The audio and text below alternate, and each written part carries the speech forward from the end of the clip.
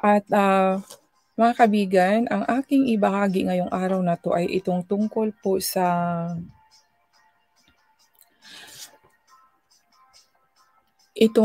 verse 7 at 11 muna dito sa Psalm.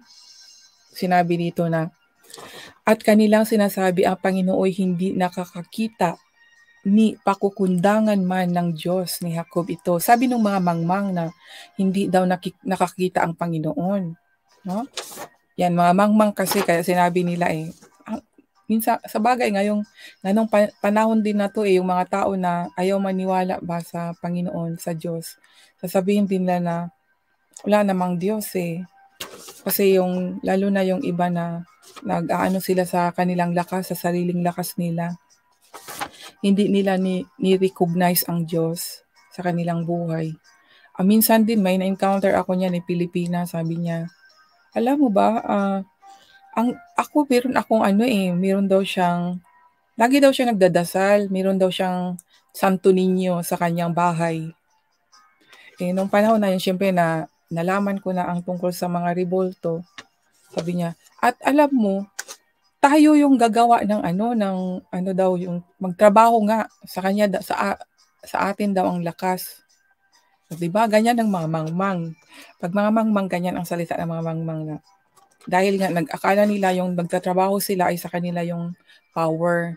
Pero hindi nila alam kung wala ang Diyos na nagbibigay noon, wala silang magagawa.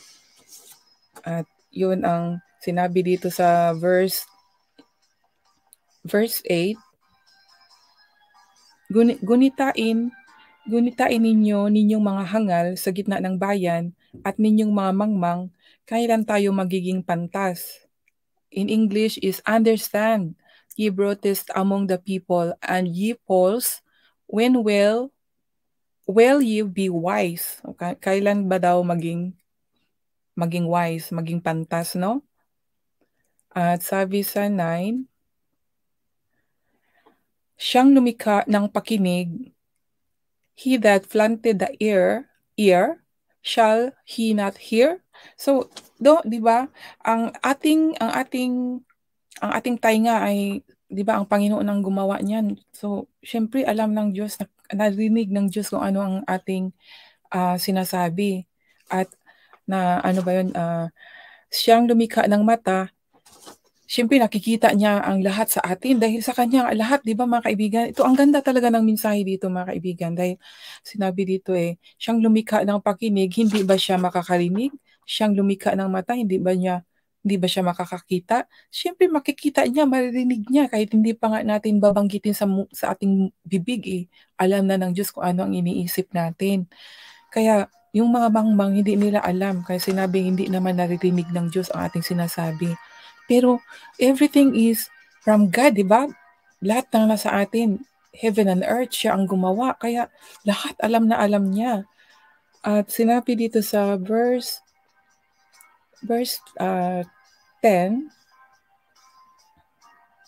siyang nagpaparusa ng mga bayan, ng mga bansa, hindi ba siya sasaway sa makatuwid bagay?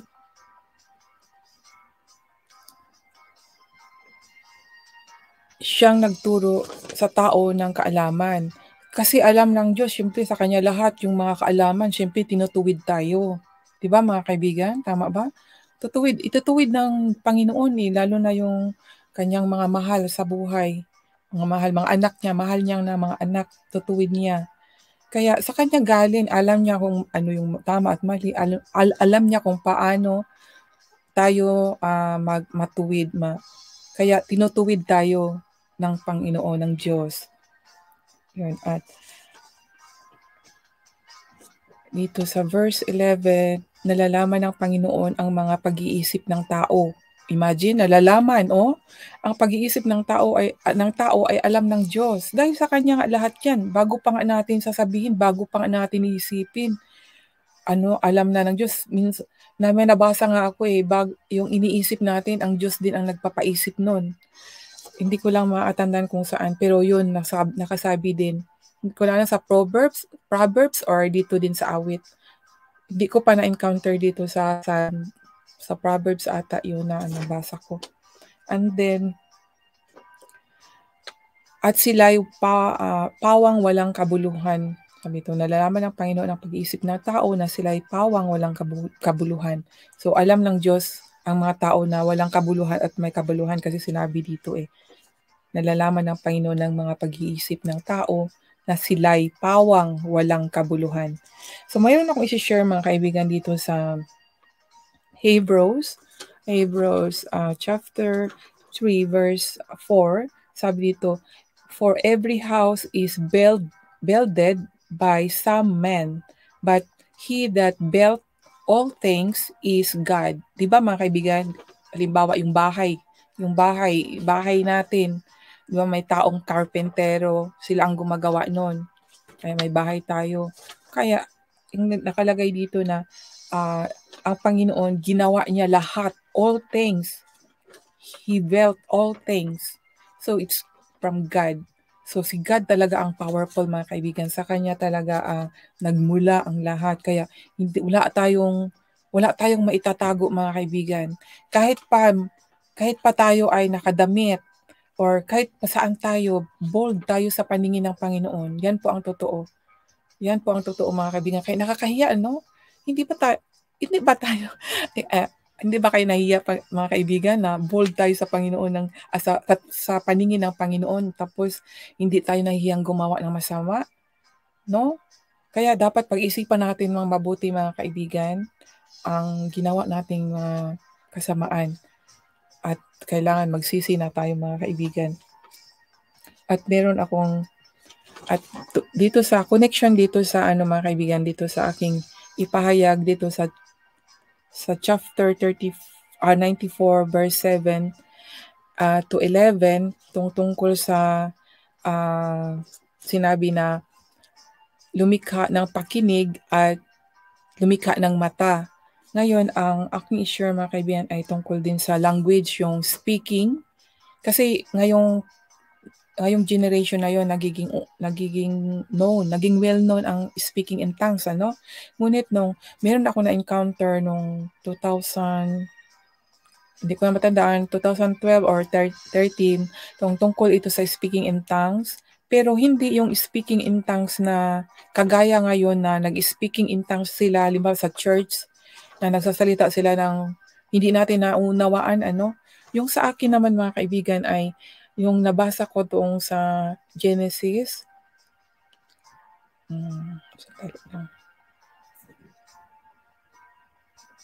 Genesis verse chapter 11. Babasahin ko mga kaibigan to. Ito kasing meron kasi akong konting testimony na rin mga kaibigan ha. 2012, siyempre may na-encounter akong online friends dito sa internet, sa Facebook. Tinatawag ko siyang English teacher, online English teacher. Na-amaze ako sa kanya dahil parang lahat ng aking iisip ang alam niya kasi minsan nakikita ko sa post niya at meron siyang mga message na parang malalim mga kaibigan na parang mahirap unawain, ngunit ngayon ko na-realize na mayroon siyang something na message na binibigay sa akin. Ngayon kung sino man siya, I don't know kasi mysterious man nga siya para sa akin . And then marami siyang tinuro alam niya paano magluto, alam niya yung mga lahat ng mga languages. Sabi ko even Chinese, yung mga Japanese, kasi minsan nag-aano siya sa akin, nagko-comment siya ng Chinese, nagko-comment siya ng Japanese, may mga post siya ng mga languages. Tapos sabi ko, alam mo yung paano sabihin you know how to speak that? Sabi ko gano'n na in English kasi syempre English speaker siya . Tapos sabi niya, why you want me to teach you? Ganun yung answer niya. Imagine, di ba yung answer niya ba hindi yung yung point to point. You know how to speak that? Sabi niya. Then ang sagot lang niya sa akin, you want me to teach you? Oh, 'di ba nakaka-amaze, 'di ba? Yung ganun yung sagot. 'Di po ba nakaka-amaze? Pag ganun ang sagot sa iyo. Kaya naging nagiging question, bakit ganun? Bakit parang lahat alam niya? Tapos meron akong mga ipo-post kasi dati yung mga post ko talaga ay worldly post, mga passion, mga pagkain na masasarap. Alam niya kung paano ganun ang pagluto. pati inenano niya kung ano mga ingredients. Kaya doon ako na-amaze. Sabi ko, why do you know? Do you know how to cook? Sabi nga ganun. Ang dami niyang alam. Kaya sabi ko, wow. And then, itong yung sa language na to, na-encounter ko rin sa Bible. So parang yung magkatugma ba, yung kung ano yung encounter ko sa Facebook ay ko rin, nababasa ko rin itong sa Bible. Kasi alam talaga ng Diyos na, siyempre wala akong alam, mangmang ako, di ba? Normal na tao lang, tapos nagbabasa ng Bible, ayaw ko nga magbasa dahil hindi ako nakaintindi. So nung sa Facebook, tapos nagbasa ako, nung binasa ko na-encounter ko yung itong tungkol sa Babel, no? Yung kay Babel. Babasahin ko mga kaibigan at please pakinggan niyo po dahil ang ganda po ng ng istorya dito. Babel mula sa 1 hanggang 9 lang naman ang babasahin ko mga kaibigan. Genesis chapter 11 verse 1 to 9. Ito sa Tagalog. At ang buong lupa ay iisa ang wika at iisa ang salita. Mga kaibigan, iisa ang lupa at iisa ang salita. So noong unang panahon, isa pa lang ang salita. Isa pa lang yung lupa eh. Isa pa lang ang salita. So, and then verse 2, at nangyari na ang kanilang paglalakbay sa silanganan ay nagkasumpong sila ng isang kapatagan na lupain sa Sinar at sila'y nanahan doon at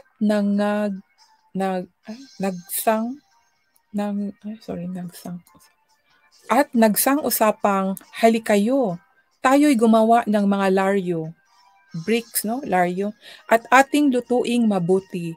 At inari nilang bato ang laryo at ang biton ay inaring argamasa. Ito,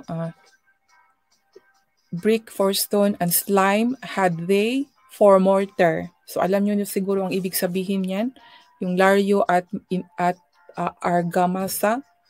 And then sa verse 4, at nagsipagsabi, halik kayo, magtayo tayo ng isang bayan natin at ng isang muog na ang taluktok niyaon ay aabot hanggang sa langit at magtaglay tayo ng isang ngalan.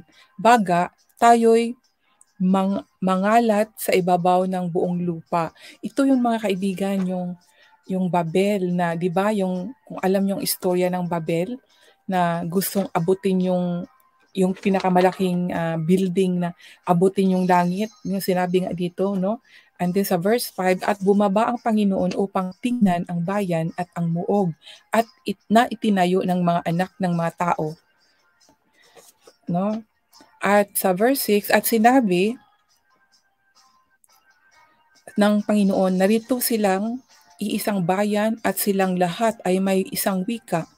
At ito ang kanilang pinasimulang gawin. At ngayon ngang walang makasasawata sa anumang kanilang balaking gawin. Halik kayo, tayo'y bumaba at diyan din ay ating guluhin ang kanilang wika, na anupat sila'y huwag magkatalastasan sa kanilang sarili. Ganito pinanabog sila ng Panginoon mula roon sa ibabaw ng buong lupa at kanilang iniwan ang pagtatayo ng bayan. Kaya ang pangalang itinatawag ay Babel, sapagkat doon ginulo ng Panginoon ang wika na buong lupa at mula roon ay pinanabog sila ng Panginoon sa ibabaw ng buong lupa. So dito mga kaibigan, ang sana unawaan ko, dito nagsimula ang maraming wikain, maraming lingwahe. Kasi nga, unang-una, isa lang yung bayan, isa lang yung lupa, isa lang yung salita, no? So nung nagtayo ng itong si Babel, kung alam niyo po kung sino yung nagtayo ng building na to, si Herod, Nimrod ba yun? Si Nimrod, may istorya din yan mga kaibigan. Alam nyo, maganda po talaga itong talakayin, malalaman natin ang istorya noong unang panahon. Si Nimrod ang nagtayo nito mga kaibigan na sabi nga nila ito yung bali parang kasi makapangyarihan din si Nimrod noon nung siya yung King Nimrod ba yun siya? Basta yun, mayroon siyang kapangyarihan sa mga tao mga kaibigan na gusto niyang abutin yung kapangyarihan ng Diyos. Ngunit yun nga, nagalit ang Diyos, di ba nasira yung Babel, at doon nagkalat yung mga tao, nagkaroon ng iba-ibang lahi, nagkaiba-ibang wika doon mga kaibigan. Kaya ito yung pagkakaalam ko na nagkaroon ng speaking another language. Na ngayon, ang sinasabi nila ay speaking in tongues. Pero ito ang pinaunawa sa akin nung nabasa ko ito na hindi naman lahat ng speaking in tongues ay yung ngayon, no? Yung parang word. Para sa akin, ewan ko lang kung kayo nag-speaking in tongues kayo, pero yung speaking in tongues na hindi naunawaan o walang makaunawa ay parang palaisipan sa akin eh. Kasi ang pagkakaalam ko, pag nag-speaking in tongues, mauunawaan pa rin. Kasi sabi nila, nagsasalita daw sa Panginoon. Pero meron, mababasa pa rin natin sa New Testament, sa Corinthian na ang speaking in tongues, meron pa rin makakaunawa. At pag hindi naunawaan, parang iba yun. Yun yung naunawaan ko. Kaya, ewan ko lang sa iba. So, dito mga kaibigan, dito sa Acts 2 mga kaibigan,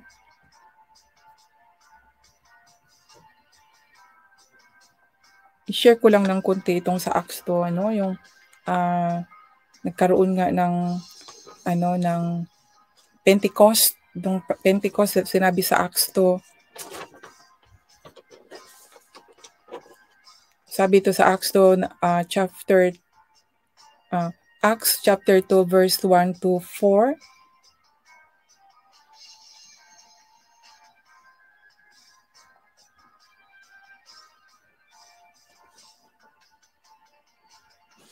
Sinabi dito mga kaibigan, at nang dumating nga ang araw ng Pentecostes, silang lahat ay nangagkatipon sa isang dako. At biglang dumating mula sa langit ang isang ugong na gaya ng isang humahagis na hanging malakas at pinuno ng buong bahay sa kanilang kinaupuan. At sa kanila'y may napakitang mga dilang kawangis ng apoy na nagkakabahabahagi at dumapo sa bawat isa sa kanila. At silang lahat ay nangapuspos sa Espiritu Santo at nangagpasimulang magsalita ng iba't ibang wika. Ito mga kaibigan, iba't ibang wika mga kaibigan. Ito, napuspusan sila ng Holy Spirit. Ito yung sa atin ngayon mga kaibigan, kung kaya nagkakaroon tayo ng speaking in tongues na yung iba hindi nga naunawaan kung anong ibig sabihin. So palaisipan, yun ang sabi ko na palaisipan. Ngunit sinabi naman dito na magkakaroon ng speaking in tongues. At silang lahat ay nakapuspos sa Espiritu Santo at nagsimulang magsalita sa ba't ibang wika ayon sa pinagkaloob ng Espiritu sa kanilang salitain. At bakit nga naririnig ng bawat isa sa atin ng ating sariling wika? Dito mga kaibigan, nagtaka ang mga Hudyo kung bakit nasalita. Kasi nagsalita dito mga kaibigan hindi yung salita na parang bubbling, yung nagaganon sila. Yung hindi talagang salita mga kaibigan kasi naririnig. Sinabi dito sa ituloy ko mga kaibigan tuloy ko ha. At please pakinggan niyo po mga kaibigan. May mga nagsisitahan nga sa Jerusalem na mga Hudyo, mga lalaking reliyoso na buhat sa bawat bansa sa ilalim ng langit. At nang marinig ang ugong na ito ay nangagkatipon ang karamihan at nangagmaang sapagkat sa kanila'y narinig ang bawat isa na sinasalita ang kaniyang sariling wika. O imagine mga kaibigan, merong wika mga kaibigan Hindi yung nagbabling, di ba? Yung meron kasing iba na nag-speaking in tongues na parang bubble hanggang dito may wika mga kaibigan. So ibig sabihin, malalaman natin kung ano ang winiwika nila kasi may wika nagtaka nga sila di ba? Sinabi dito na nang marinig ng ugong na ito ay nagtipon ang karamihan at nangamaang sapagkat sa kanila ay narinig ang bawat isa na sinasalita ang kaniyang sariling wika. So kung wika ng espiritu yun, Pero narinig nila, naunawaan nila 'to kasi narinig nila mga wika, sariling wika. Narinig nila,